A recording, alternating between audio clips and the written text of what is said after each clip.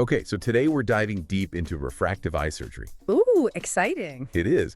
We're going to be looking at a podcast from CSR Eye Hospital with Dr. Alpa Atul Poorabia, who's a refractive surgery expert. Oh, wow.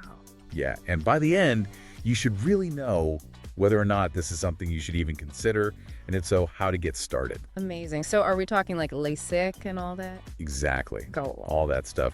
Yeah. So the first thing I want to talk about is how do doctors even know if you're a good candidate? Why? Like, can just anyone get it or? Yeah, so the first step is this thing called a suitability test.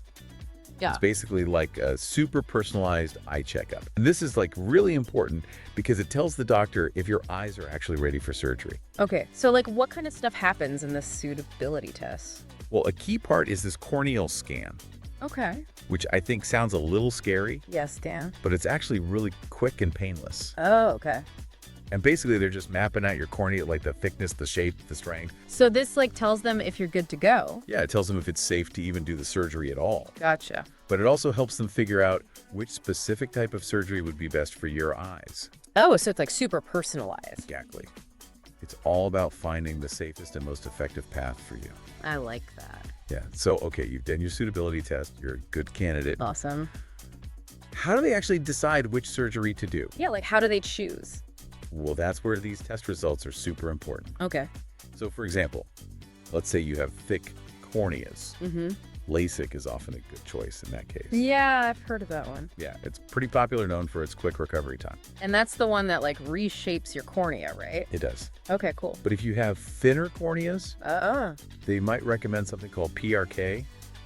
PRK. Yeah, and the recovery time for that is a little bit longer, but it could be a safer option. Oh, okay. And then for people who have really thin corneas or like a really high prescription, they might suggest an ICL. I have no idea what that is.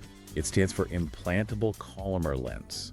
Wow. It's basically a tiny lens that they implant into your eye to correct your vision.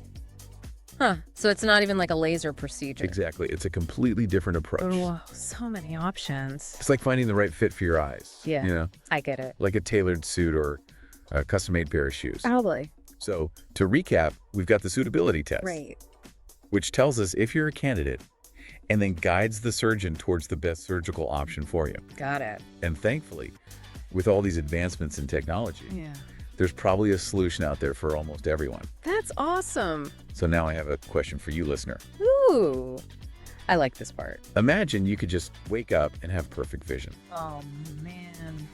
What would suddenly become easier or more enjoyable for you? Oh, that's a good one. Would it be reading without glasses?